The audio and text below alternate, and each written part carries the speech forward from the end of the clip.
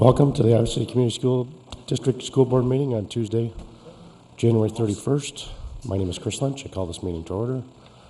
I'd like to so first I'll just say I do have a cold, and if hopefully my voice holds out. If not, Latasha will take over at any time here, but hopefully I'll make it through the meeting. Thanks for those in the audience. Thanks for those on TV for taking an interest in our district meeting. I would like to start this evening by introducing those at the table with me tonight.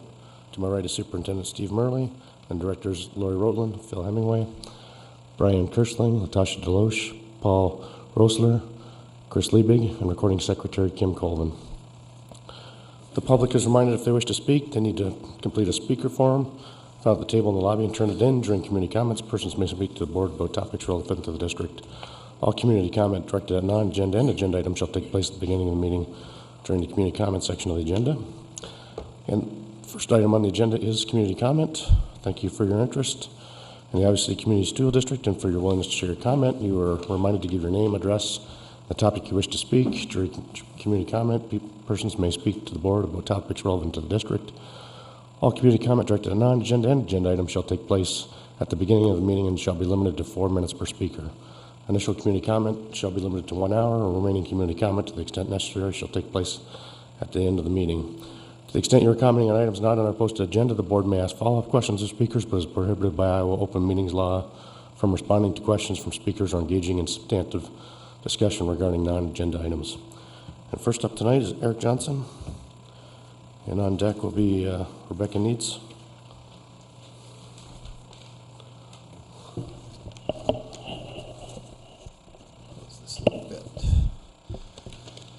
All right, Eric Johnson, 1630 Ridge Street. I'm a Twain parent. I have comments about two different unrelated matters.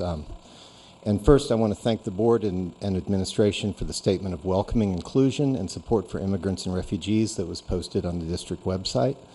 My daughter's school includes many migrant and some refugee families, and they have made tremendous contributions to our school's diverse community and culture. And I hope that going forward, the board, administration, and our community at large will show great support for our children and family advocates in the district who do so much to support these families. My second comment, totally unrelated, is mainly directed towards Director Liebig following his blog post and statements in the work session and previous statements, though I suspect that what I have to say may apply to Director Hemingway as well, and perhaps to others. In Director Liebig's blog posts and public statements, I read and hear sentiments such as, I think people will vote against the bond because of Hoover, or I think people will vote against the bond because they want to hold the superintendent accountable for policies and decisions that they disagree with. In the most recent blog post, these are part of the rationale supporting a smaller bond. Hearing and reading these statements about what people are likely to support or not, it feels to me as if you're ignoring, or at least downplaying, the role of your past and current advocacy and what you will or won't do following tonight's vote in considering what people are likely to do. I think you're ignoring the fact that your past advocacy has helped lay the groundwork for the conditions that you're supposedly describing. Directors Liebig and Hemingway, you've been the community's most visible advocates for Hoover staying open. If you take the position going forward that it's more important to keep one building standing than to make sure all the kids in the district have air conditioning, that Liberty High has full facilities, that Southeast and Northwest aren't overcrowded, then yes, there are a number of people who will follow your lead. How significant a number, I don't know. I'd prefer it if we don't have to find out. Unlike many of the anonymous blog commenters in our community, you too, as board members, know that the bond money has to be used on projects specified in the bond itself. You know that it's not a blank check. You know that it's not a bait and switch. You know that voting it down out of dissatisfaction with other matters will mean that kids across the district will be in appreciably worse learning conditions. But you continue to speak out about what people are likely to do, apparently without considering your own ability to affect these results. I have more confidence in you than that. I am confident that if you advocate for the bond and use your positions as trusted public servants and public advocates to explain that causing the bond to fail will be much more harmful to children in the district than to members of the administration or school board, Many people who are considering voting against it out of dissatisfaction are with the superintendent, administration, or board would reconsider their votes. The board has been assured by professionals with experience in other districts that have passed large bonds that the single greatest factor in passing a bond is full, enthusiastic, committed support from the board. You've spoken a lot about what others are likely to do, but this part, and some of what people are likely to do, rests with you. Director Liebig, you spoke at the work session about your inability or unwillingness to vote for and support something that you don't believe. I'd ask you here whether you believe that making a gesture symbolic of your devotion to this cause is worth the effect it will have on kids in this district. You've both been entrusted with leadership roles by this community, and I hope that you will vote as leaders tonight. Thank you. And Thanks, thank you for Eric. your service. Thanks, Eric. Rebecca? Mary Kate Pilcher Hayek will be next. Rebecca Needs, Iowa City Area Chamber of Commerce. I live on the west side by Weber. I want to thank you, many of you, for taking the leadership position to support the bond, one vote, one community. And I'm not going to stand up here and repeat myself, but I thought a lot of the conversation in the work session last week was extremely beneficial, and I wanted to let you know that we announced the Chamber was supporting this to our 1,000+ members, and I got many emails in support and not one opposing it. And we had a legislative breakfast on Saturday, and I heard from all of our delegation, Johnson County legislators, that they were fully in support. Of course, their names are on the letter that we sent. But it stirred conversation in that room, and there was a lot of interest in people volunteering. So I want you to know that you have support, and we thank you. Thanks, Rebecca. Mary Kate?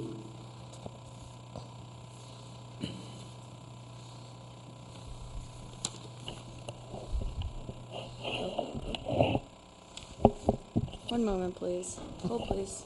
Here? I think we're good.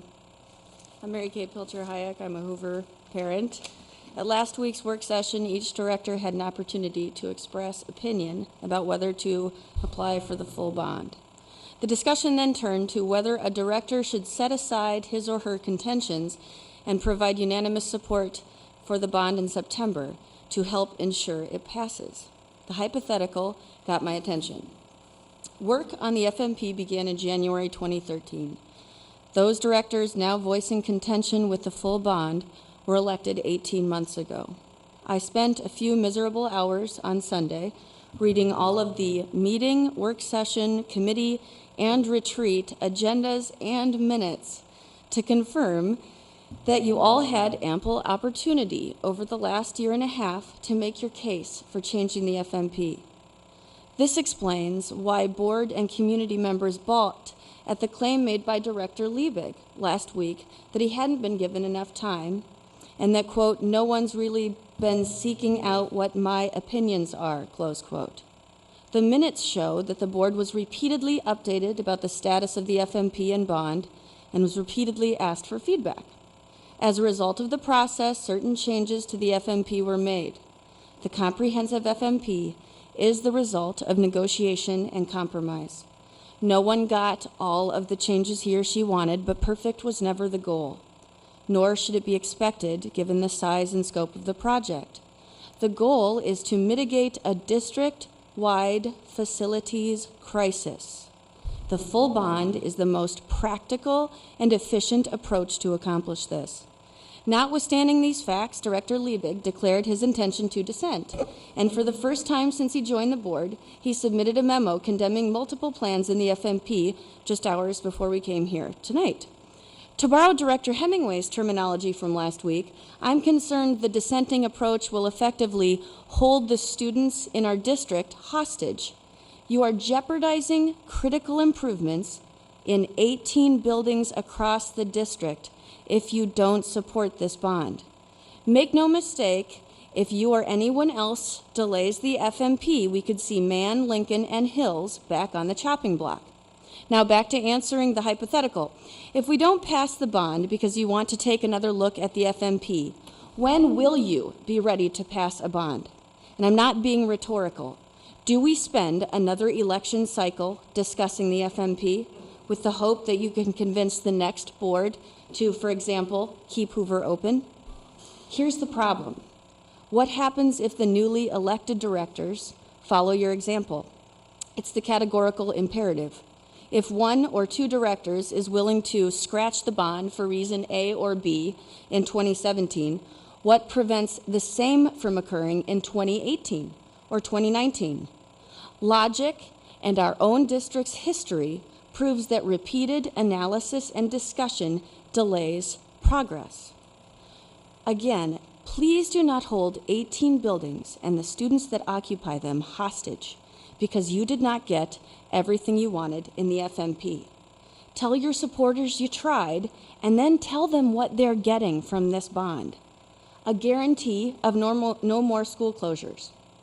Air conditioning, new roofs, more classrooms, less overcrowding, equitable facilities throughout the district, and finally, placing primary focus on education initiatives instead of facilities for the first time in 5 years. Thank you for your service. Thanks, Mary Kate. All right, that's it for community comment. We'll move into the board work, and really there's two agenda items we'll deal with at the same time, the facilities master plan and the GO bond. And Kim, I'm just gonna let you know I'm having computer problems, so I'm rebooting, so I don't think we'll need it for a while, but I did want to say, from a process standpoint, I think everybody knows in 2012-13, the community engaged in one of the largest community engagement processes ever, developing the facilities master plan. We had a huge cross-functional committee. We had over 1,000 people involved, and the genesis of that was developing the facilities master plan. I think everybody knows it's a transformation of our learning environment across the entire district over 10 years. It's certainly a bold plan, but that's what the community was basically asked us to do and asked us to develop, and we've seen great benefits from that over the first 4 years. We knew in 2013 that in 2017, the back half of the GO bond, or back half of the facilities master plan would be supported by a GO bond. That's always been the base plan, and that's why we're here tonight. We've been working as a board since September on work sessions, almost every week, but at least every month, working on the facilities master plan and the GO bond. And really, per the schedule that Craig's laid out since September, we really should have decided last week, but we squeezed one more week out of it to decide in January on the 31st. So, with that, I think we had multiple work sessions, and I think we agreed last work session the scope that we want to see from administration and the GO bond. I certainly would be willing to entertain motions that are aligned with that our point of view last week. Then I think we should have administration take us through the package, and then I think we should go around the table one by one, just talk about where we're at. Director Lynch, I'd like to make a motion. I move that the Iowa City Community School District Board of Education approve the January 31st, 2017 proposed scope and timeline revisions to the One Vision Facility Master Plan, and ask that the administrative team take the next steps necessary to prepare draft language for the board consideration no later than April 11th, 2017 for a proposed GO bond proposition, along with the dollar amount required to satisfy the estimated project scope of work within this revised facility master plan. Is there a second? I'll second that. Steve, you want to take us through the plan? Sure. Can I just clarify something quick? For the motion, you talk about the January 31st proposed scope. Are you referring to one of these attachments in particular? Yes. Just want to make sure I'm looking at the right document. Yep.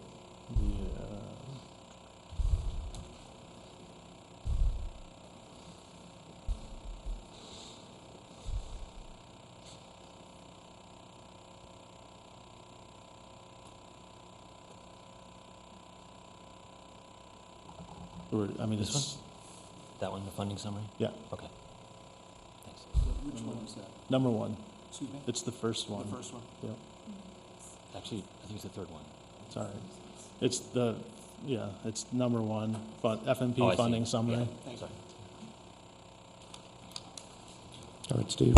All right, and I'm going to ask Craig and Dwayne to chime in as we go through here if they've got additional input for you. So again, this is the same sheet that we used at the discussion last week. And again, as with last week, this document includes both projects that are completed and new projects. And again, it's color-coded, so just very briefly, those at the top in the tan are those projects that are funded through SAVE. The projects that are in purple are those that are funded through PEPL. As we come down here to the bottom, those in green have funding to be determined, in this case through the general obligation bond. And we've got 3 columns here. Let me come up to the top again. So again, as Chris talked about, in December of 13, the board approved the first facilities master plan.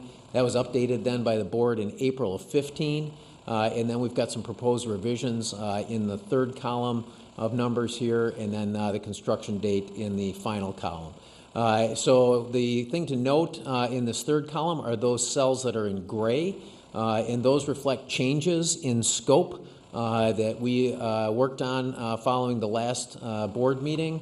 And then in the 4th column over here, the ones in gray represent changes in timeline, again, based on conversations that we've had at previous meetings.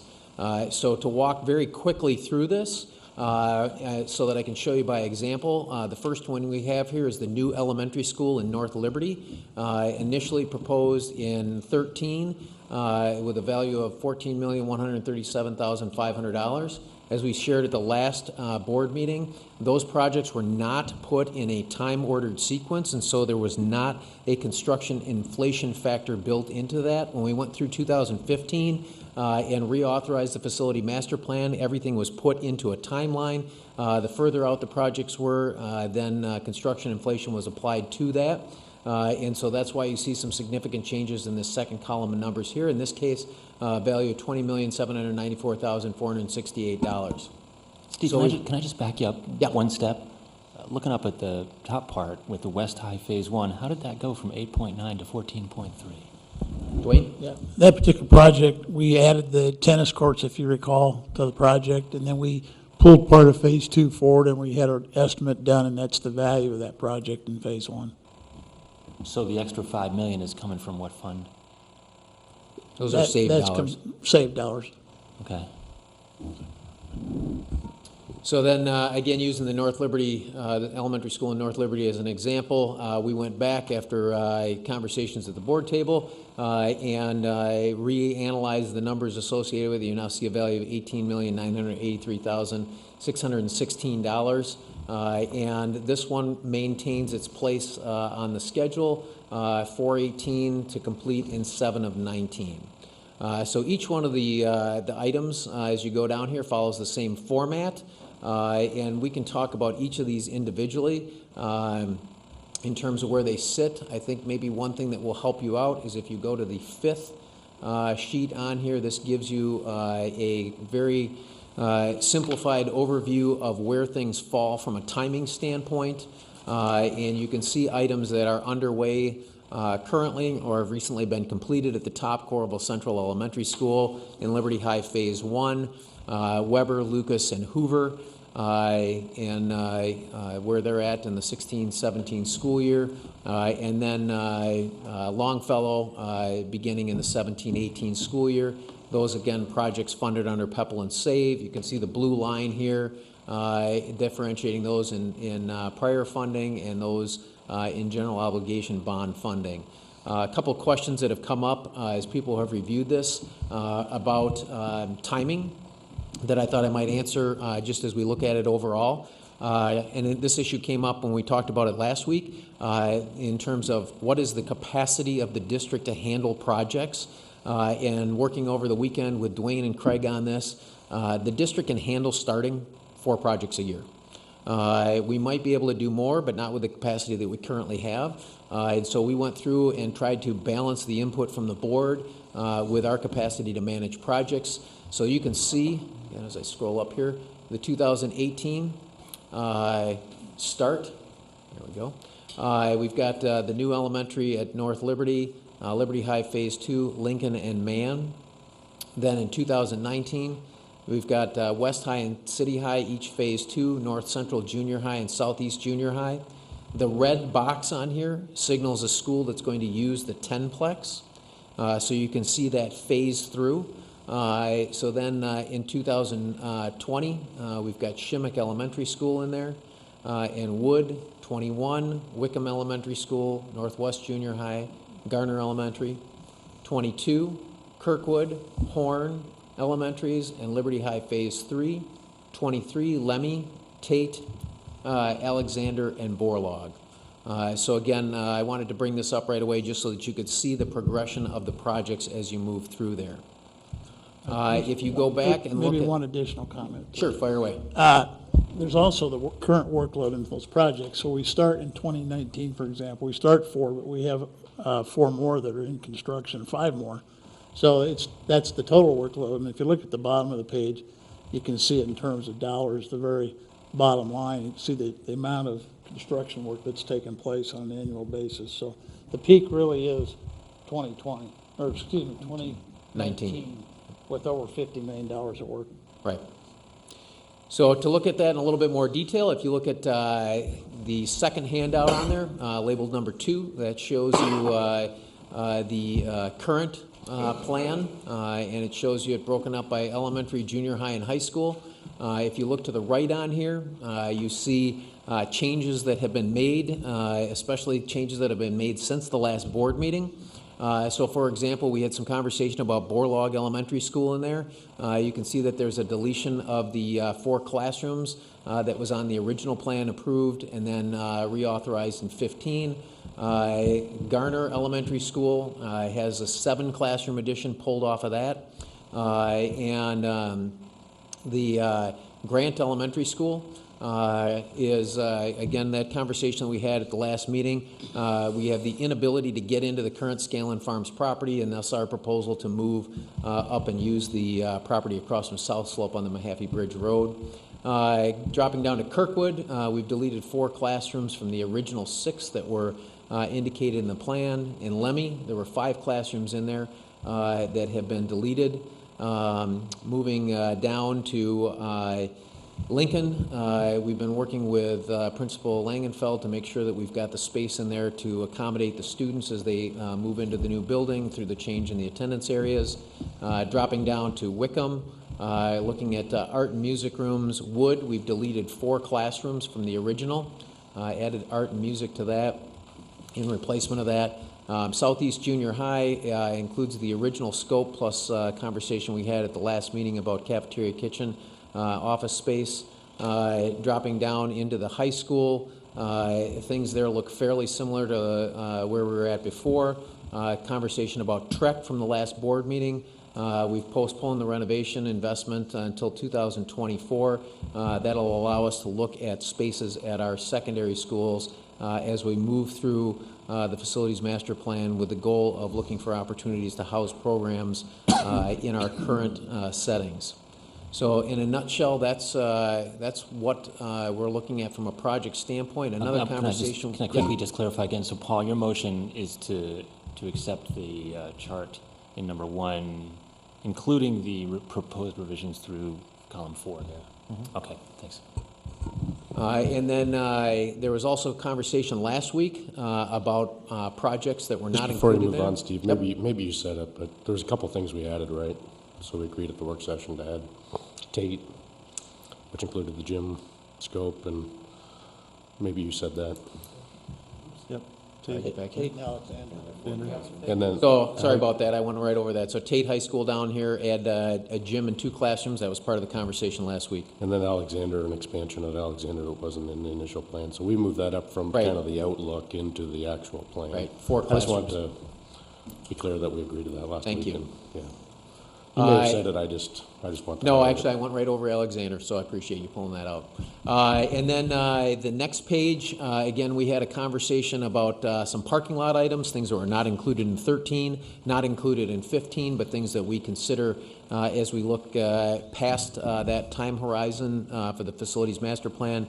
That included acquiring land for future building needs, looking at the entrance for Coralville Central, considering the addition of the second elementary school in North Liberty Coralville, looking at some additional space at Hills Elementary School, and looking at some additional space at Van Allen Elementary School. And the conversation was to make sure that those were visible, but that those are not a part of the bond, and so we've got those listed on a separate sheet for you. The last one we have for you came up with from a conversation that the board had at the table last week about looking at the current capacity of schools, the capacity that was approved in 2015 during the reauthorization of the facilities master plan, the original scope that was provided for 2017 and then revised for building capacity, and then comparison of those three to enrollment numbers, both current enrollment numbers and projections regarding the demographers, the DeYoung-Richter projections, and looking at some ratios for that. Probably the one that's of most interest to you is on the far right-hand side, the second column from the right, the projected enrollment in 2023 at the end of the facilities master plan compared to the proposed capacity that is in the items that I just went through. And what we attempted to do through this was to right-size the schools, which is why you see several of the schools in that earlier iteration with deletions in proposed classrooms so that we could attempt to balance that. Probably the number that'll stand out here the most to you is Penn Elementary School, which you'll see is 135% of capacity.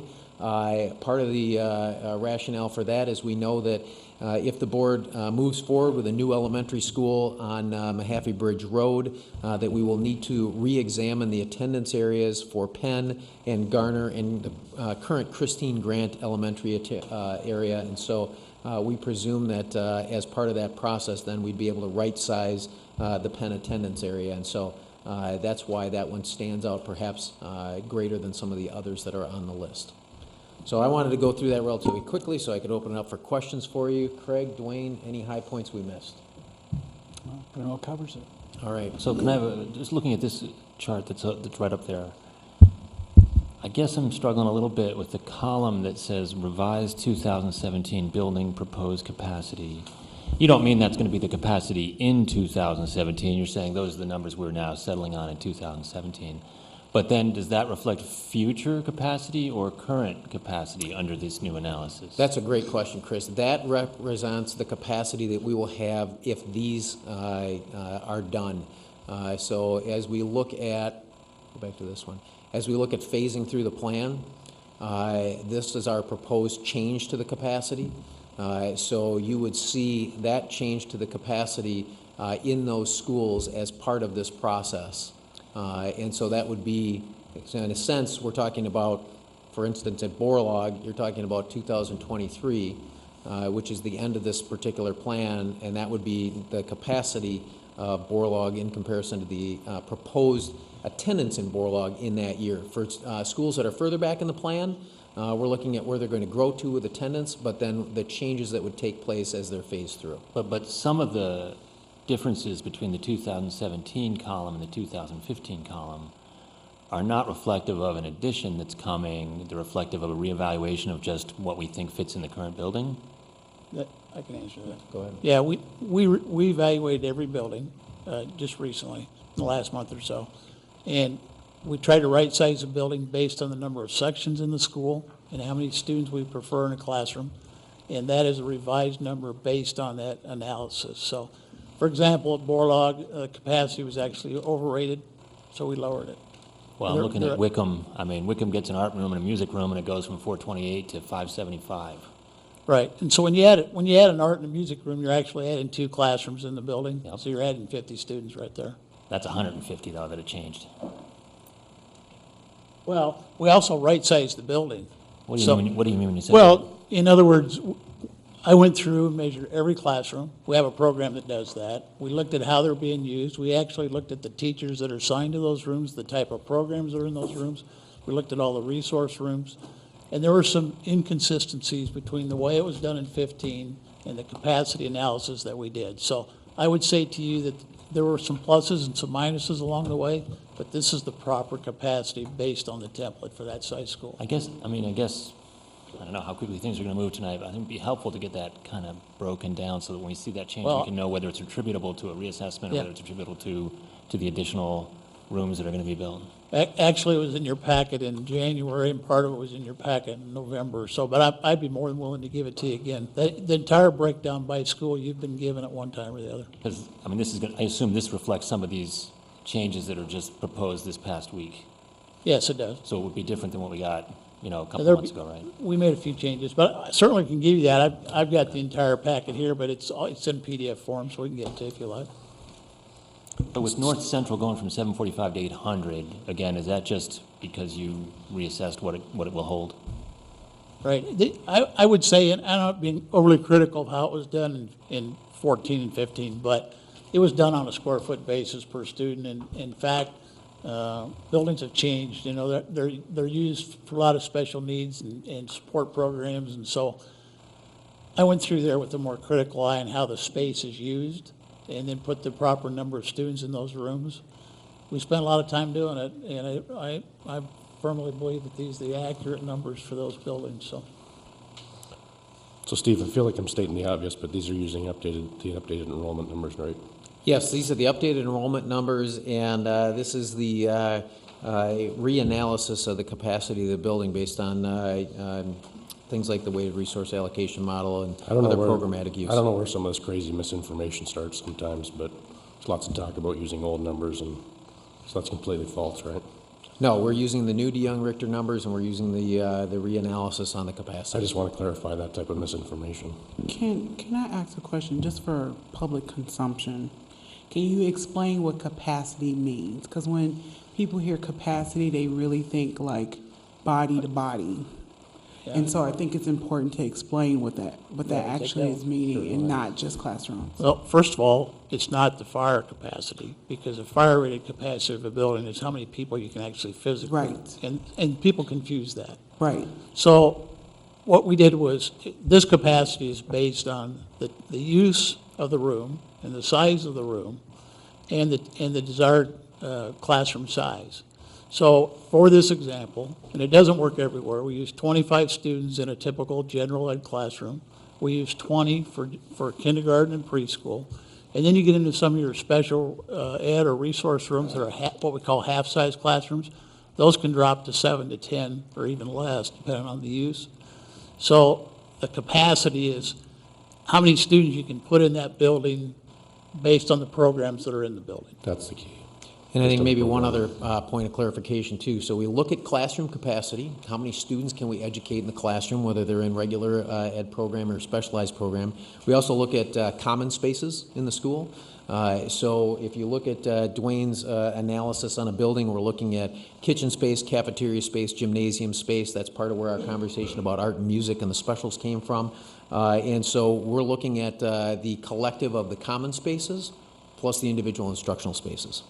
And did you say that you did include the weighted resource allocation model? Right, so when we're looking at classes right now, part of what we're doing is we're looking at how many students are in a classroom, and so Alexander would be a great example of that. So if we thought about Alexander with 25 students in a classroom, we've got enough space in the building right now.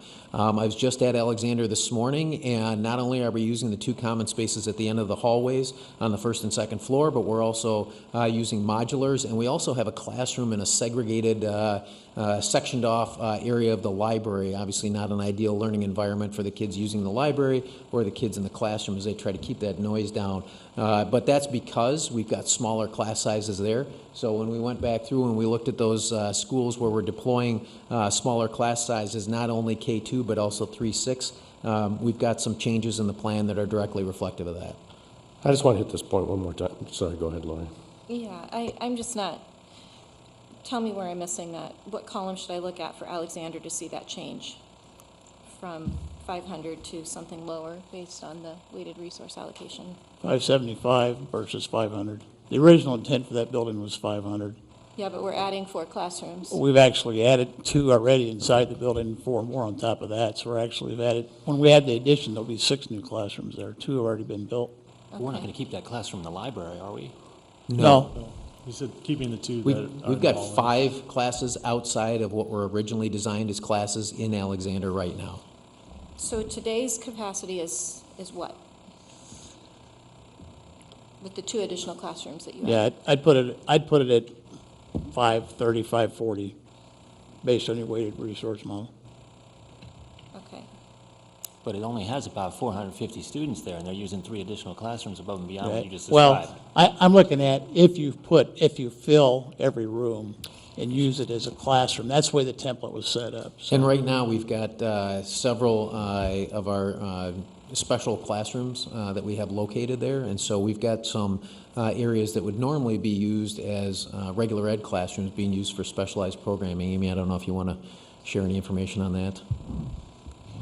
Yeah, so we have preschool, which of course we want to keep at Alexander, but we also have several special education modified classrooms there. I think we have 3 currently housed within maybe 2 classrooms. Of course, we have level 1 offered there as well.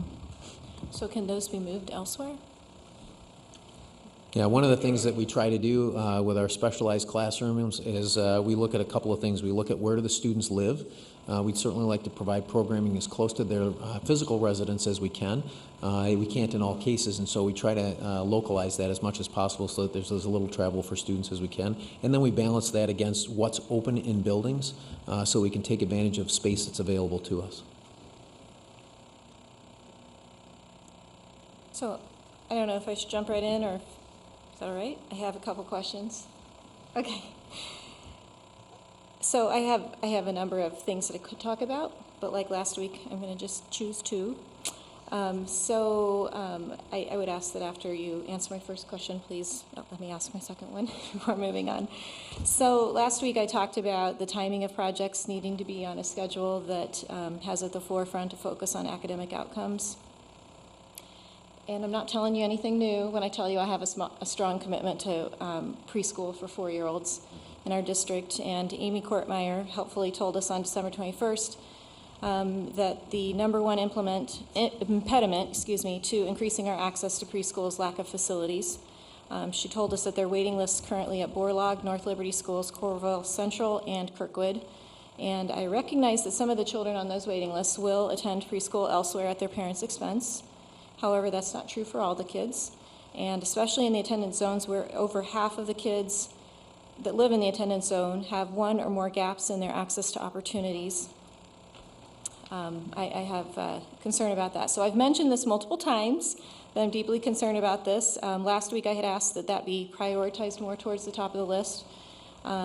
So maybe you can tell me how that's going to be done. And if it's not in the FMP that I'm seeing right here, then maybe you can tell me if there's another plan outside the FMP to get those pre-K students in areas where over half of the students have access to opportunity gaps, especially those areas such as Coralville Central and Kirkwood, so that those children who may not get to preschool at their parents' expense can attend preschool. Is that in this package, or is that going to be done outside? Maybe I could answer part of that, but the new elementary school in North Liberty, we're planning 4 preschool rooms.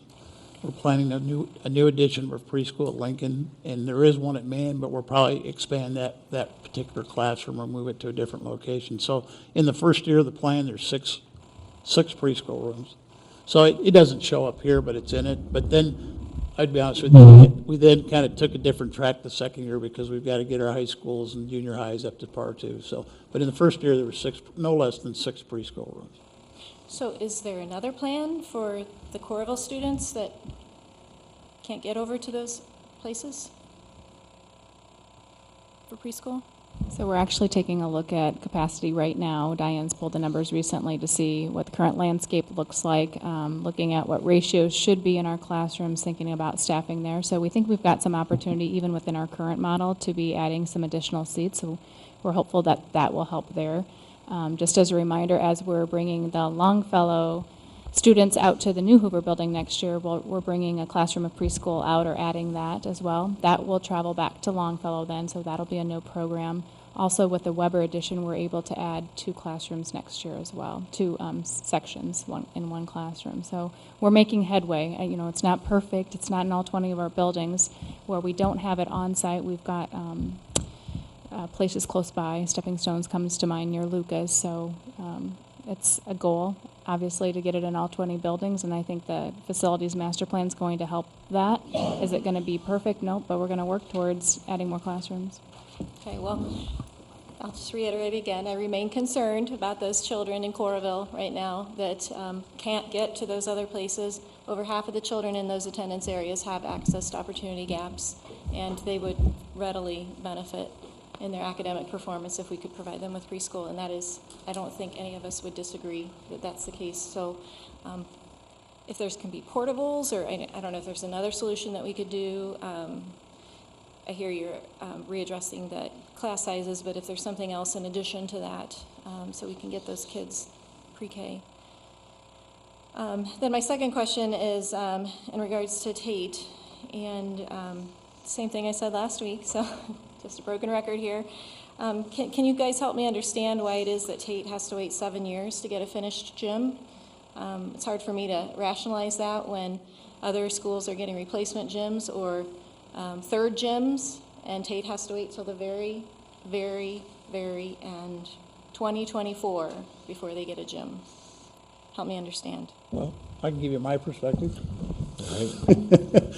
They need a gym, and I was one of the first advocates for putting the gym on that building, but it's also a building that's fully air conditioned, and it was in the original program without the gym. It's an addition to the program, and frankly, it looked at the workflow and just had a problem with putting it ahead of elementary schools that needed to be done, and junior highs. So it's just, that was the best fit. It's where it was, so it stayed there, just added the gym to it. It was at the end to begin with. So that's probably not the answer you wanted, but that's the honest answer. Well, I think if you talk to Ann Browning, she'd tell you that additional classrooms at Tate are as important to them as the gym, and certainly that's a concern for us because as the school district continues to grow, as our secondary population continues to grow, that's a stressor in the fact that the population at Tate is fixed. So we did have conversation about that, and again, with this page here, one of the conversations that we had was about trying to manage projects simultaneously, and we did try to balance perspectives about which projects should have primacy. And as you get towards the end of the plan, there's certainly some debate about what should go where. We thought there was a lot more clarity about the things that needed to go first at the beginning of the plan, and Tate it stayed where it was. Expanded in scope, but stayed where it was in the plan. And that was just part of that balancing act that we did when we tried to look at managing new projects and remodeling projects simultaneously. But again, I know, having talked to Ann, that she would be very vocal about the need for additional classrooms there, which is also part of this. And then maybe one quick one, too, back to, you ask about the possibility of working with portables as one way to alleviate some of the pressures that we have with pre-K. I just draw your attention down here to the bottom of this sheet where it shows the full-size modular classrooms, the half-size modular classrooms, the sum total reduction in modulars, and the remaining modulars at the end of the plan. Obviously, as we phase through this process, the intent is to move out of the modulars, but there would be modulars available as we move through the plan, and that certainly could be something that we can explore as we move into that plan, because we'd have some flexible space available to us. Yeah, I mean, at Kirkwood, they're not getting their expansion till 2022. Right. And in 2017, they need preschool. Right, and That's as a we lot go. of years for a lot of kids to have Yep. to wait. So as we go through this plan, we will have modulars that are freed up. It's something that we've already done as we've gone through the plan. We've seen when Alexander opened and Wood suddenly didn't need all those modulars, we were able, some of them unfortunately were not movable, but the ones that were, we were able to repurpose and move on to other sites, and that certainly remains an opportunity for us as we go through the plan, especially as we look at programming for things like pre-K. Okay, well, I appreciate that. And I'll just say, if there's any chance you can move Tate into like 2020, when you've only got 2 projects starting, if there's anything you can do to kind of move it up, I would feel much better. I don't like pass the seeing sales them being tax. the last thing on the list. That feels to me like that's not the right message we want to give to those students. Passing the Understood. sales tax would be the best thing that could happen to this plan. You could move things Make up. that happen. Can I ask another couple of questions about Sure. number 4, chart number 4? So again, that sort of column roughly in the middle, revised 2017 FMB building proposed capacity. So when we look at Garner, that column does reflect the proposed changes, right? But still somehow Garner gets up to 633, even though we're not going to build those 7 classrooms onto it? Again, that was one that was under capacity. The calculations were undersized. And when we went through and evaluated, the capacity is much higher. But Garner and Van Allen are very similar schools in terms of size and the number of classrooms. And frankly, it was just undersized in the earlier calculations back in 14 and 15. So we made it Looking right. also then at Southeast Junior High. So that column where it says, in that column we were just looking at where it says that's going to be 750 capacity, that's taking into account after we've built the additional classrooms onto it, what we were previously calling 774 capacity is now actually going to drop in capacity after we build the additions? Again, looking at the capacity analysis, there are a lot of rooms in Southeast, but they're undersized. And there's an inordinate number of rooms that are used for special needs and resources. I mean, in almost half the school. It was kind of an eye-opener for me when I evaluated that building. But that school probably was built for 650 to start with. There's been some additions to it over the years. I can't tell you exactly right now, but there have been. And the proposed additions, or the proposed project here, is to add 2 classrooms to the building. How much of this takes into account, our likely ability to staff things? I mean, now we're looking at 1.1% supplemental aid next year. Yeah. Who knows how long that may or may not continue. That's does that play a role in figuring out how many students are in a room? That's not my pay grade. So. It doesn't necessarily play a role in how many students are in any given room in terms of the ability for the room to hold students, but it certainly does come into play as we look at staffing programs. So one of the things that we've seen happen, I was just looking at the numbers from fiscal year 2 to 11. We had 3.1% growth in either allowable growth or supplemental state aid. From 12 through today, if they pass what's currently in front of the legislature, it's 1.8. So one of the things that we've seen as that supplemental state aid has gone down is we've seen class sizes at the secondary level go up. As Dwayne would tell you, though, our classrooms at the secondary level can only hold so many students. And so we've had conversations as we look forward to that, recognizing that there's only so many kids you can put in a classroom, what other options there are for us to look at staffing within those courses. One of the things that you saw several years ago was us increase the threshold below which we will not run classes. So as we look at courses that may be undersubscribed, or we used to allow courses to run with fewer students in them, we no longer do that. If you look backwards over time, you'll see that on average, the class size is getting closer to that range that we consider to be optimal at the junior high and the high school, and we have fewer outliers on either end, and that becomes a scheduling issue for us. So if I can, so you're saying that you can staff all the facilities that you're proposing in this, Yes, we can. but there may be the necessity to eliminate certain programs? Everything winds up being an at-what cost question, and so we can staff it, but we will always be looking at program and scheduling as part of that process. One follow-up, too, for your question, Director Liebig. At Southeast, there are 12 general ed classrooms, and they average in size 640 square feet. Some as small as 614, some as high as 668. And the template size for an ideal classroom for 25 students is 850. So the building was overestimated as what its capacity. You have smaller classrooms at Southeast than most junior highs, particularly, a modern junior high school. So what happened, Chris, is the first time they went through it, they counted classrooms and then multiplied by the number of students that they would anticipate putting in the classroom. And I'll just hold it up. Well, I thought BLDD, though, was not just counting classrooms and multiplying, right? I mean, they were looking at square feet, weren't they? They were looking at square feet as they went through it, too, but again, if you remember what these sheets look like, we had that in the board packet a few meetings ago. Part of it was to go through and look at that and then reanalyze it and say, given the space that's available in those schools, how many students can we, should we be placing in those classrooms, and what might our excess capacity be in those classrooms in terms of exceeding those ranges that we currently use. And there's 14 classrooms being used for special needs. And the template for this site school is 8.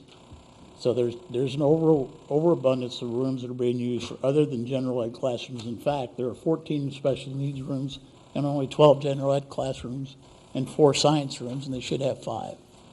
So that kind of gives you a picture of how that building's being used. Will that use, though, change next year when the boundaries are a little bit different Well, that could. as far as Sure. special use rooms? Yeah, that's how it's being used today. Dwayne, you said this like 10 times, but I think we get way too linear on capacity, right? I mean, Yeah. lots of times people say, why adding 2 rooms here? Well, it's not for capacity, it's programming, right? I mean, Absolutely, the program is driving it. so you said it 10 times, but I just want to keep emphasizing it. Depends how we're going to use the facility and what the programming is. And that can have a bigger impact on the capacity than a simple math calculation on the room. Absolutely. All right, well, how about this? How about we go around the table, see where everybody's at? I don't know where you already went, but Chris, if you don't mind, I wouldn't mind starting, go for it. because I made the motion. You can decide if we go left or right then. I'm looking. I just wanted to take a moment to fully express why I made the motion that I did, and why I've not really wavered on my position ever since the original facility master plan was approved at this very table in 2013. One of my favorite subjects in school was always history, and although I won't bore you with all of the details, I do think it's important to know where we've been as a district so that we can see where we need to go. Director Kirschling has shared with us the story of passing the bond that built schools we still have 100 years later, including Mann and Longfellow, and how that was that era's commitment to the future, and how this bond is our commitment to our future. Some people have argued that we should not continue to build schools on the edges of town and instead focus only on the core areas of the cities. To that, I would like to share this piece of history in the district. The construction of City High School started in 1937, but before that could even happen, residents had to vote on where to locate that school. They had 2 choices: a central location in Iowa City or out on the far east side of town on top of a hill. The voters chose the east side location, even though it was on the edge of town. As Iowa City grew, expansion reached the school, surrounded it, and as we know, has expanded past it. The school that used to be on the edge of town is now considered to be a school that is in the core of the town. Imagine if residents chose not to build the school there when the land was available and there was opportunity to grow. Directors Liebig, Director Hemingway, myself, we probably wouldn't be living in the houses or the neighborhoods that we do today because we would be east of that. Yes, we are building some schools on the edges of town, but we're also investing in ones that we already have been surrounded by housing expansion. The district has continued to grow since City High opened, and it has expanded to include not only Iowa City, but Coralville, Hills, University Heights, and North Liberty. 19 of the 25 schools we have today have been open for over 40 years. Flash forward to 2013. As a district, it seemed that our investment in schools had previously only consisted of Band-Aid fixes to those schools that were aging, with the main focus on building new schools that would address capacity needs in those growing areas. Fortunately for us, in December of 2013, the board up here formally approved the 10-year facility master plan. I don't think you will find anyone that thought at that time that the plan was 100% perfect. It closed the school. It didn't address all the needs of the schools by ignoring such things as art, music, or athletics, and some schools were not even addressed or on the radar. Having schools in one area of the district that had no air conditioning, weren't ADA compliant, or were beginning to age beyond repair was finally being addressed as being unacceptable. By the fall of 2015, the first few projects had been completed on time and on or under budget. Dwayne, thank you. And the plan had been updated to reflect most of the needs that had been ignored. If the improvements at Twain, Coralville Central, and Penn, for example, are what we are to expect going forward, it's extremely hard not to be excited to complete the entire plan. We have known since 2013 that we were not going to be able to fully fund this plan without going to the public and asking them to support students and teachers and invest in the future. Hopefully, we will also look at being proactive going forward as well. Building new schools when needed and updating older schools should be done hand in hand, not one or the other. I would also encourage us to begin looking at master plans, including career and technical needs, as well as preschool needs, as other board members have expressed interest in. Let me address why I've always supported going for the full bond versus a smaller bond, or hope of different funding sources to be approved to help us pay for what is still need to be done. I've been very vocal, as I said, about my support for the facility master plan. As I have stated, I think it was long overdue that we address the needs of the district in a more permanent way than a Band-Aid fix would ever do. In asking for the full bond to be put before the voters, we as a community have the chance to truly come together as one district. The steering committee was well aware of the unfortunate and unnecessary divide there is in this community. In order to avoid pitting one side of town or one school against the other, they made sure that there was a balance in the projects that came before and after the bond vote. They knew that a divided community was not as strong as a unified community, just as a divided board is not as strong as a unified board. I absolutely hate that some of us are not able to move past the division we have seemed to have in this district. I have been accused by some of only having an east side of Iowa City's best interests in mind because of my address. I would think by now that my actions have proved that I'm advocating for what is best for the entire district. All 14,000 kids that are here now, and all of the ones that will be making their way through the walls of these schools in the future. I'm not advocating only for a certain part of town, special interest group, or people that supported me in my election. I went to City High when West High was playing their home football games on Bates Field with the bell tower of City High as the backdrop. I have said numerous times how important it is that Liberty be completed as a full high school, including outside athletic facilities. This will not happen without passing the full bond. I do not want Liberty to have to wait 30 plus years as West did to have those facilities. If I was only advocating for the east side, I would not have supported West High getting their practice gym renovated prior to City High. City High has the smallest gym in 4A, and honestly, it is viewed as an embarrassment by visiting players, coaches, and parents. I am okay with City High getting their athletic updates later in the plan, but it cannot happen without the passage of the full bond. My motion has included moving North Central up in the timeline and Southeast back in the timeline, showing that compromises have been made in this plan. No improvements will be made at the junior high level without full passage of the bond. Lemmy Elementary is where my kids attend, where one of my kids currently attends, and where future kids in my neighborhood will attend based on current boundaries. I have not made it a priority to move up renovations of that school, which is slated to go last in the plan. In fact, I have suggested taking out classroom additions to help lower the overall cost of the plan. If I had only advocated for what my side of town or special interest groups wanted, I would not be looking at the big picture of this entire plan that touches this entire plan touches and that a full bond will support. I'd just like to shift my attention now to the Des Moines and the unknown. We have been given a glimpse into the future of education as the legislator has proposed once again to saddle the districts of the state with less than adequate funding. As a majority and the governor in Des Moines continue their focus on de-emphasizing the importance of education, we in the Iowa City Community School District have the opportunity to show to the state that we value education and are committed to our schools. Some have feared that the lack of funding could lead us down the path of having to decide to close schools. I think by passing an all-in bond, we are actually showing our commitment to those smaller schools such as Mann and Lincoln and Shimmick. If we pass the full bond, we are committed to those schools in the bond language to spending the funds on those schools. It would be awfully hard to spend money on a school if the school no longer existed. As we've discussed whether or not to go all in on separate or separate out the bond into smaller pieces, one thing that was mentioned was the hope that the penny sales tax or SAVE would be extended. The thought being that if SAVE was extended to 2049, we might not need to ask for such a big bond or bond at all, and that SAVE would be able to pay for the needed construction. Just Saturday, I attended the forum at the Iowa City Council chambers with our local legislators. It became even more apparent to me that the full bond was the way to go after that forum. At the forum, Representative Bobby Kaufman made it known that he intended to introduce or support a bill that would give school districts the flexibility of how we spend SAVE dollars. If passed, this plan would basically give us more money in our general fund, which sounds good until you realize the consequence. If you thought we had a divide in this community now, just think of what will happen. We could be faced with schools versus schools and teachers against other teachers. Schools' needs would be pitted against one another. Newer schools could be advocating for smaller class sizes and more teachers with some of those saved dollars, while other schools could be fighting for air conditioning or classroom space. When I discussed this with Superintendent Murley, he offered a great analogy. He said it would be like saying you can now use your mortgage payment on groceries instead of your mortgage, but it doesn't mean the bank is going to forgive you for not making your house payment. Passing a full bond is the only guarantee to finish this plan.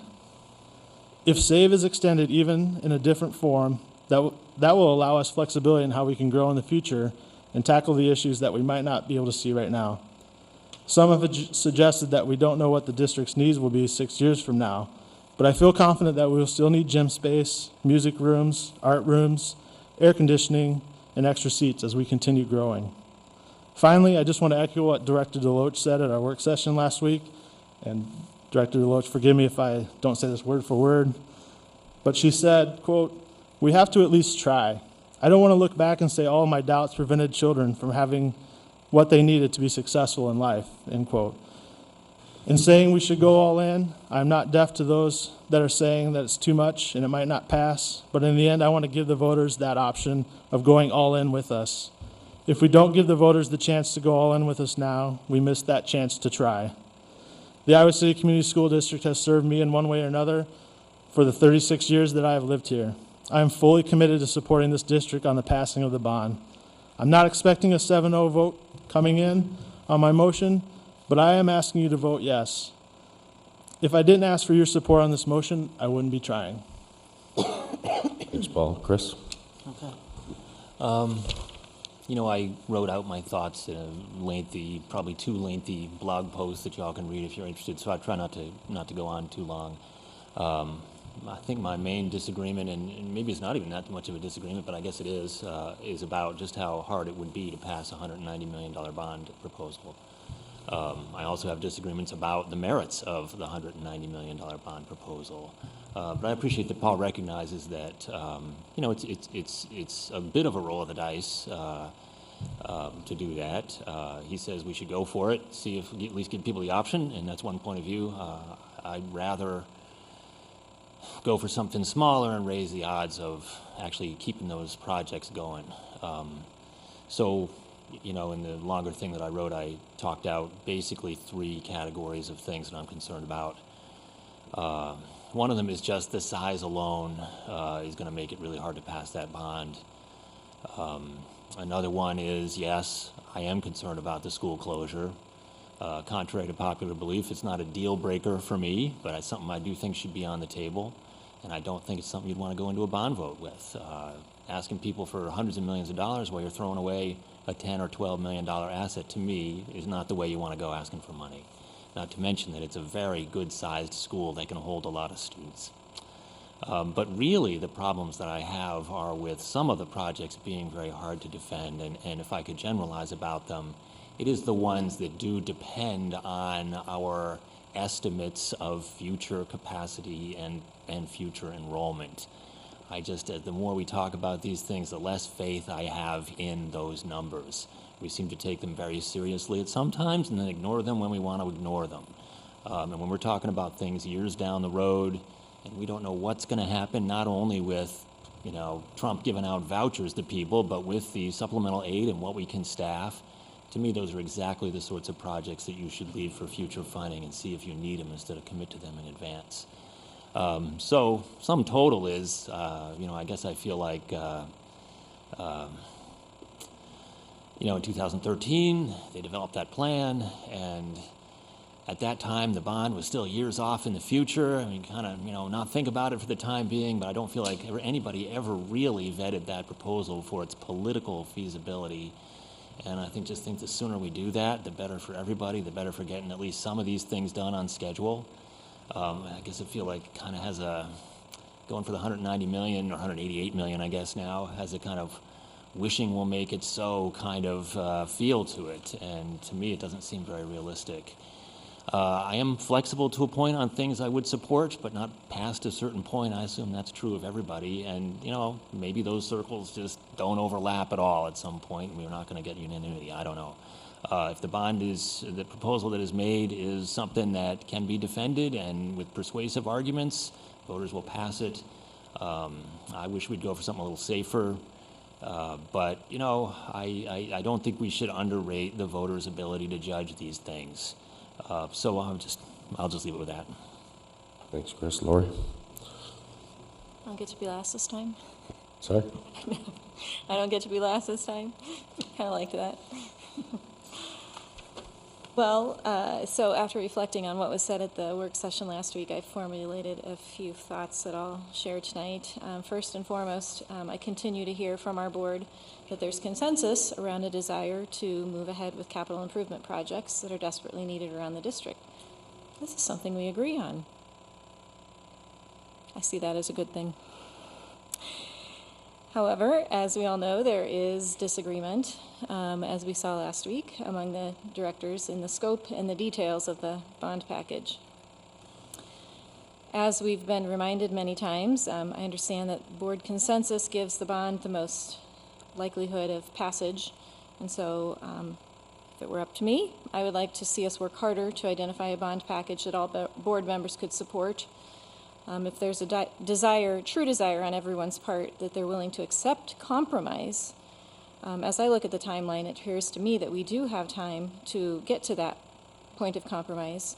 I know it's not the timeline you guys would like to proceed with, but it appears to me that we do have until February 28th, and I quote, to estimate projects to be funded by GO bond proceeds, draft proposed bond proposition language, determine bond proceeds size to satisfy estimated project scope of work, and the actual language does not need to be approved till April 25th. Not that we need to take that long, but if there is a desire among our board members to try to have compromise, I personally would support giving it a little more time. And one reason that I would support that is because, honestly, we didn't get the projections until December. And we had one meeting in December, and then we've had a few meetings in January, and that really is unfortunate that we didn't get those projections earlier. I think that a number of us, including myself, need some time to analyze things before we come to clarity of thought, and that's been difficult to do in that time frame. What I think would be inappropriate and absolutely most detrimental to the passage of the bond is for board members tonight to verbally point fingers at each other, or to point fingers at each other in the future behind closed doors, to make accusations about fellow directors being unwilling to compromise tonight or in the past. As I see it, we need to look forward. We still have time to work toward board consensus if there's a genuine desire to get all board directors on board with the bond package. That being said, if there is not a willingness to delay the decision in the interest of achieving board consensus, and if we do proceed with a vote tonight, drum roll, I will vote affirmatively to move the current proposal forward to the voters. I do have serious reservations about the ability of it to pass. However, if the board majority thinks that's the way to go, and that's how they'd like to proceed with the current package, knowing full well that there isn't consensus on the board, then I will vote yes to move the package forward to the voters. Ultimately, it's up to the voters to decide how they would like the district to proceed, and I look forward to receiving direction from them on September 12th. Thanks, Lori. Phil? Lori's right. Ultimately, the voters will decide this. As a board member, I am one vote, and as a community member, I am one vote. I don't think it's any surprise to people, my constituents, how I felt about things along the way. I have shared concerns with what Chris has said and on many of the issues that Lori has brought up. And one big thing ever since what prompted my involvement in being involved in school activities and with the board is a serious commitment to career and technical education. And I feel that we willfully ignore the needs of the large majority of our students, that we don't provide adequate curriculum that meets a 5-minute bell schedule. And I don't feel that this plan addresses it seriously, and it's a lost opportunity, because once all that money is spent, then addressing it at that point is a bigger concern. I also share the concerns with eliminating a highly functional, air-conditioned neighborhood elementary school just to provide capacity elsewhere. And I'm concerned with the trajectory on the autism spectrum and our needs for special ed, that what all special ed kids may have to look forward is just fresh paint on seclusion rooms. And there's no serious addressing the needs of special ed. And I share with Lori, a desire for greater preschool in this plan as well. And I'm not going to get big into the politics, but like I say, with my contingent, with the circle of people I go around with, and I think Paul and I are the only ones that aren't government employees or work for Fortune 500 companies, and I don't know where SHIELD stacks up. But as a small business owner and a family, a large extended family, we've got people in this community that don't make a lot of money. At one of our forums, we had a person say, not everybody works for the University of Iowa. That concern was raised. And I have concerns that with staffing everything that we're building and facing the funds that we do, are we going to be just sitting over the decrease of curriculum when I'm advocating for an increase? So, and like I say, another thing with the community that has come to me is they don't trust us, and that includes me.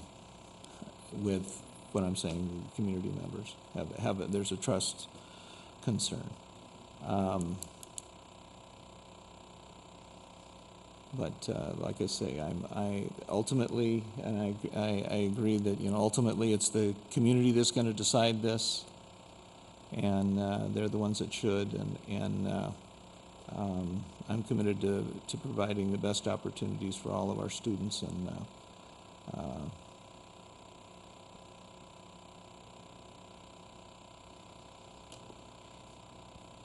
Great, thanks, Phil. Thanks, Phil. Brian? Well, I'd like to focus on some really positive things. This is, I've been up here since 2013. It's been kind of an interesting ride. And with 7.5 months remaining, it's given me some opportunity to look back on some of the decisions that I've had the privilege of being a part of. One that I'm really proud of is the amount of work that was put into the facility master plan. It seems like a lot of times, a lot of the time that I've spent up here, and I think that you've spent up here, Director Lynch, we've focused on the dreaded Bs, and we always talk about the Bs as 3 things, but it's more than 3. We've had to talk a lot about busing, buildings, boundaries, budgets, bell schedule, at least 2 times. 2 more Bs, blessing and balance.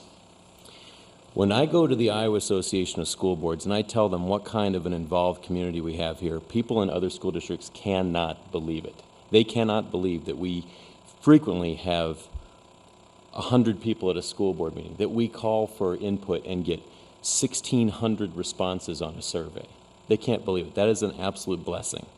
And from the start, throughout the entire process of the facility master plan, whether it's the Parkview Church meetings that occurred in early 2013 or the Hotel Vitro meeting where 400 people showed up, that's unheard of in most communities. And I think that the amount of effort and vetting done by the community of our facility plan going back to 2013 is important to remember. What we came up with was created and developed by our constituents. And and identifies pressing areas of need, as well as it recommitted the Iowa City School District to our most historic neighborhoods and our oldest facilities, Mann, Longfellow, Lincoln. This is now the third time that I've been part of reviewing the facility master plan, and I still think it's a beautiful thing. It is our compass for how to move forward. It addresses need throughout our entire district to address growth and existing infrastructure needs.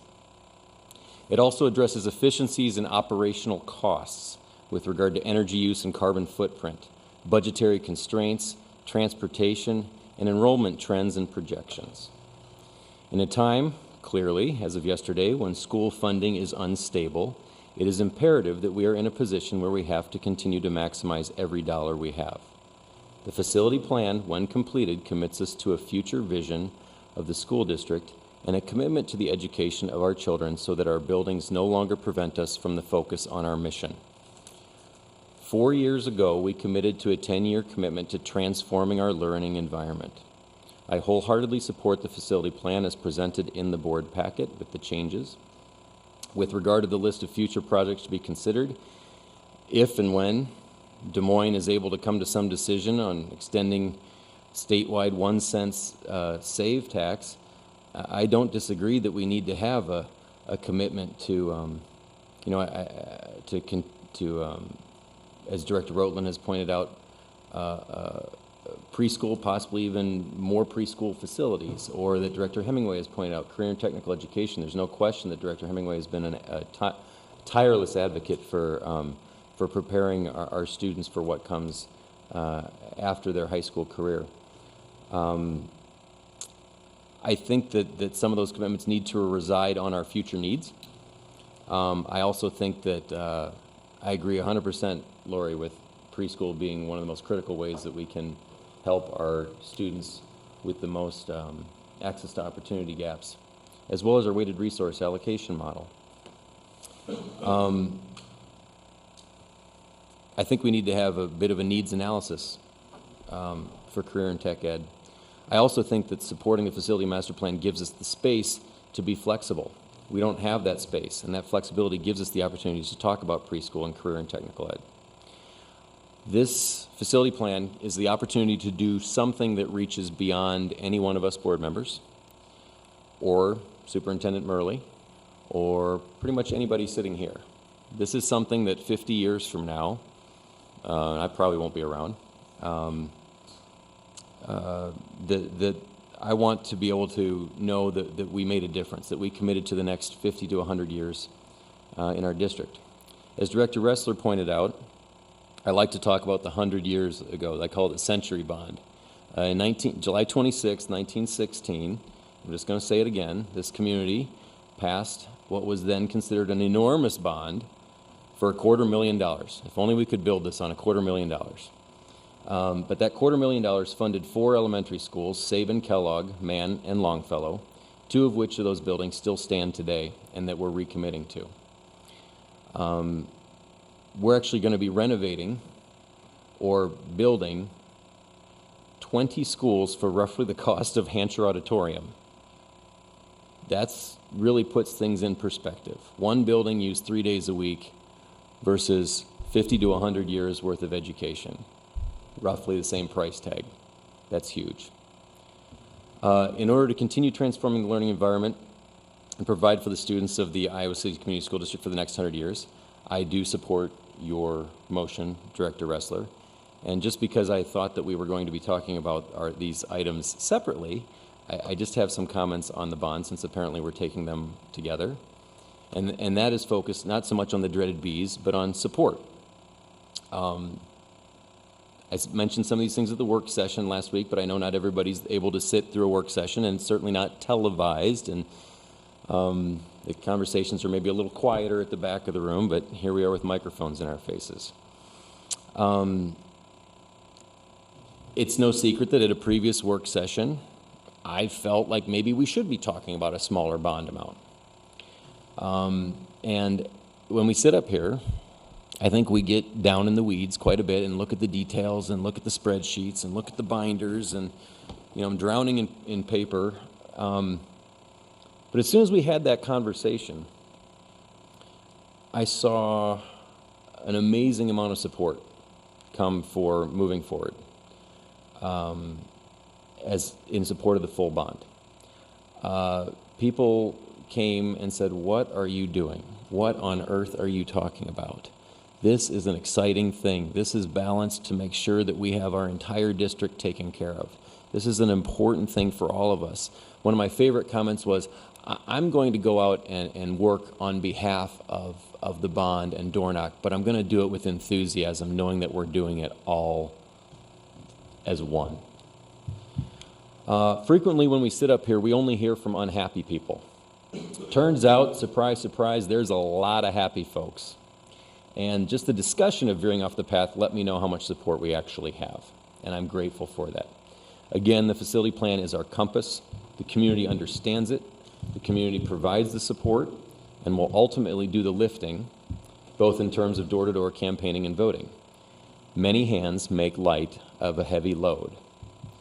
The letter of support in our packet tonight and in our previous meeting, signed by the elected officials, both state elected representatives, state senators, elected representatives for our multiple city councils, our board of supervisors, our chamber of commerce, is huge.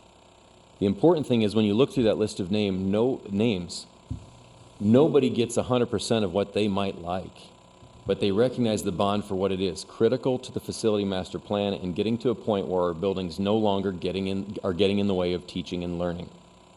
That's something we don't get to talk a lot about up here, teaching and learning. I mean, we have done a better job lately, but the first 2 years, we hardly touched on it. I want to see all the conversations for future boards focused on that and not leaky roofs and lack of ADA accessibility.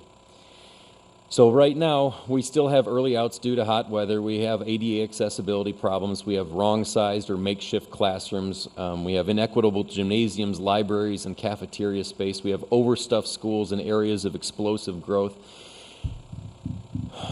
We have Des Moines doing I don't know what, but Des Moines decides our funding, which affects the programs in our buildings. We get to decide the facilities. We get to decide that. When they continue to be unreliable, it's our community commitment to providing for our students. So, again, I'm going to say the facility plan is our compass for moving forward, committing to our historic neighborhoods and our areas of new growth. Bond language for the whole bond gets it in writing and commits us to finishing the project and the projects that are so very necessary. This isn't about what I want. This isn't about what others up here individually want. It's about what we as a community, it's about what we as a board of directors want our schools to look like.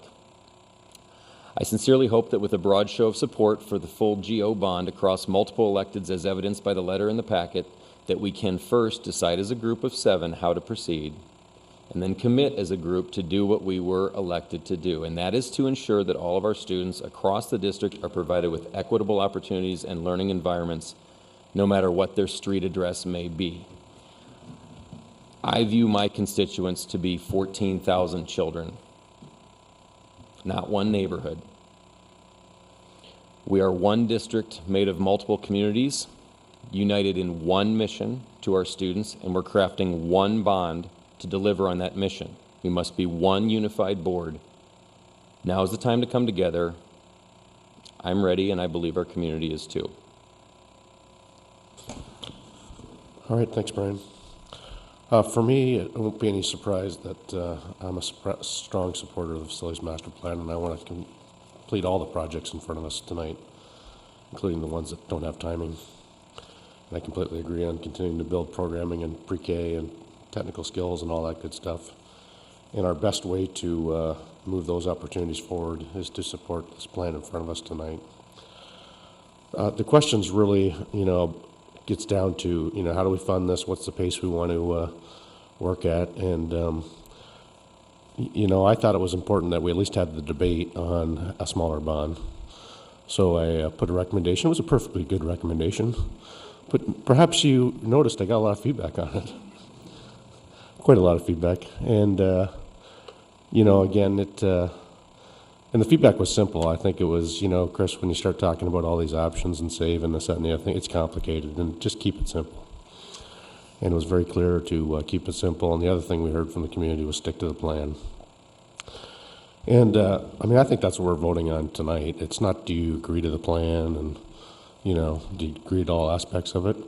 But it's do you agree to send this to the public? And I think that's a simple yes. Let's send it to the public for the community to decide. Now, as Brian said, I mean, I think when we got feedback on breaking the bond up, and, you know, there was a lot of concern. It was complicated. There was a lot of fear. What if my project's not in the bond? But there was also tremendous support. I mean, it was just, the support was unbelievable. And, you know, I think this community will support education. I think when you get a simple yes, no answer on, do I support this district moving forward and delivering a transformed learning environment, the answer will be yes. And we need to make that happen. Now, I also want to say, you know, some of the timings in here, I'd like to see them faster. I've been very consistent on that. But the only way to accelerate anything is to get the GO bond passed, right? And we haven't talked this tonight, but I've been very clear.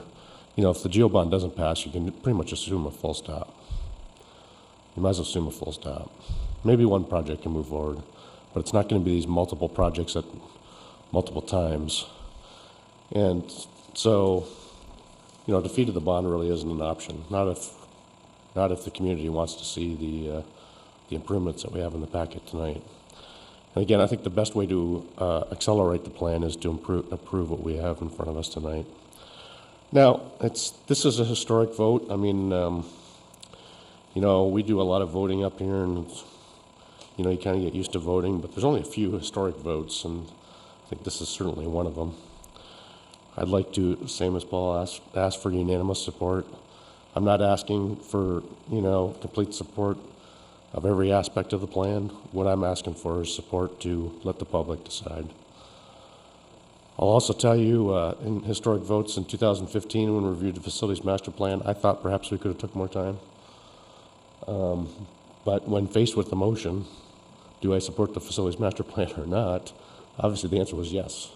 So, I mean, and I think that's the obvious answer tonight in terms of this historic vote, and all we're doing is allowing the public to decide. And to Latasha's point last year, I mean, I want to be on the right side of history on this one.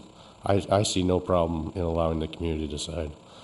And the only way we can do that is to present that option to the community. And if it passes, then off we go. If it doesn't, then everybody had the opportunity to pass it. And I think it's a simple question of being on the right side of history or the wrong side of history on this historic vote. Now, I'll also just let you know, our legislative representatives at the state level strongly encouraged unanimous support. Again, it doesn't need to be support of all elements of the plan, but they would like to see, obviously, us move forward together and in support of our students, and they were strongly encouraged us to be unanimous in taking this to the public. Then I'll pass it on, Latasha.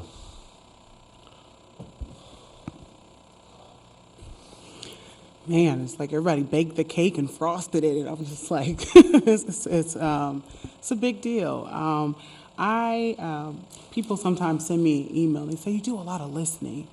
And I have this 80-20 rule in my head. I want to do 80% of listening to what others are saying, what my community is saying, what other colleagues are saying, and 20% of talking. Sometimes that changes, depends on the topic.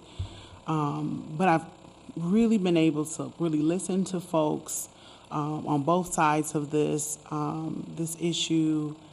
And I don't even know who I was sitting next to at a joint meeting yesterday. But it's interesting when another elected person said, I voted for you. I trusted you would do best what was for kids. And that meant something to me. I'm like, I can't remember having probably previous conversations at some point with this woman. And I said, you're right. I want to do what's best for kids. My kids will hopefully at one point benefit from these wonderful things, but I am here only for kids. My kids is 2. They having a good time at home, watching all the whatever they want to watch with their grandma. So I am here for children. And so all these kids, this entire community, I consider, I don't care what side of the river you live on, all of these folks are my constituents, not just the people that checked the box, Latasha Deloach. After that happened, I was here for the entire district. Whether you like me or not, I'm here. And so, just thinking about this, I had the privilege and the honor to be a guest speaker at the MLK celebration that they had at Weber, where I got an award. Thank you very much for community service. I am now officially the first member of the Dolphin Community Service Award. Thank you very much. But when I was there, I was sitting in a chair, and I think I might have been 4 inches from a student.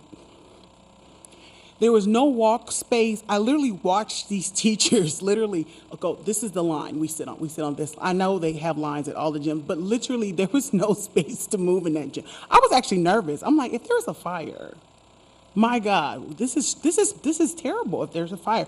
I mean, between the mic and the wall, it might have been like this much room. And if they were talking about this new gym, I was excited. I'm like, oh, thank God, because this can't be safe. How long has this been this way? This cannot be safe.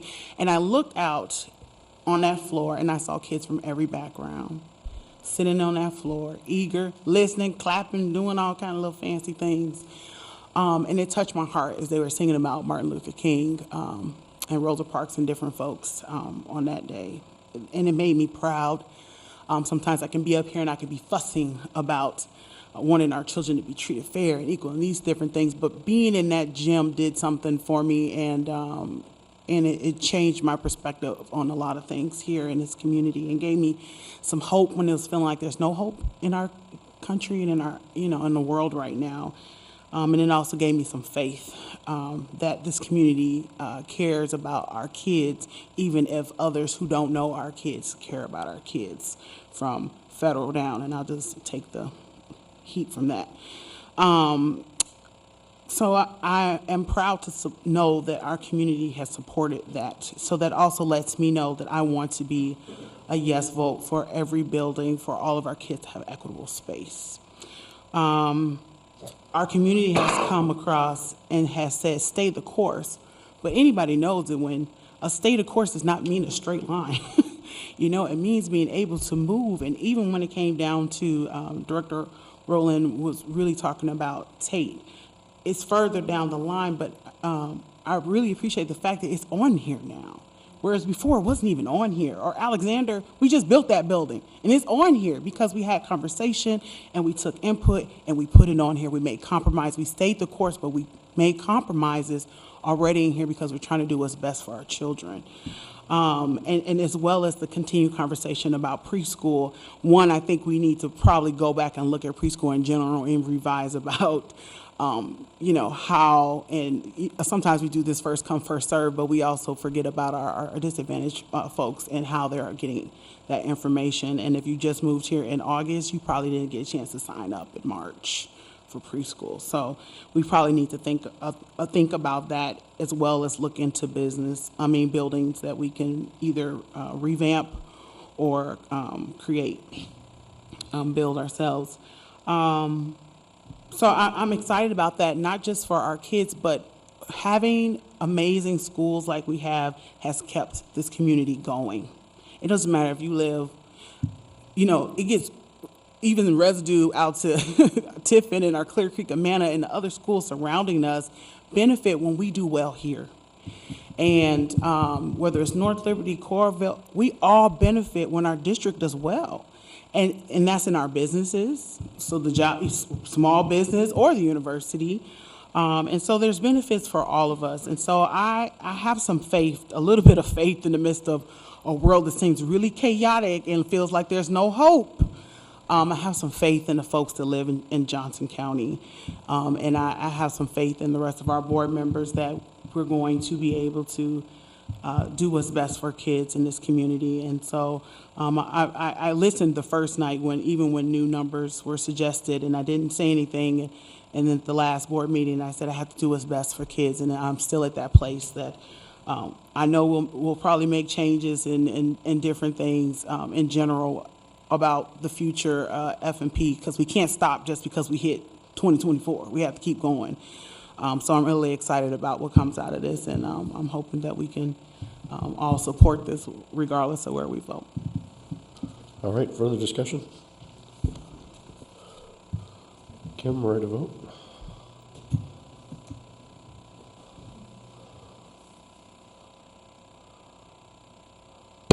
Online voting is open.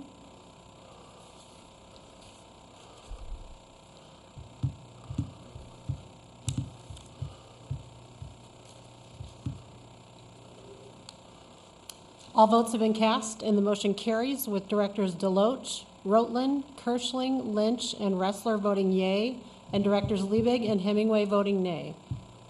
Craig, is there anything else you need from us tonight, or Steve? Further discussion? I'd entertain a motion to adjourn. Second. All in favor, say aye. Aye. Any opposed? This meeting is adjourned. Thank you.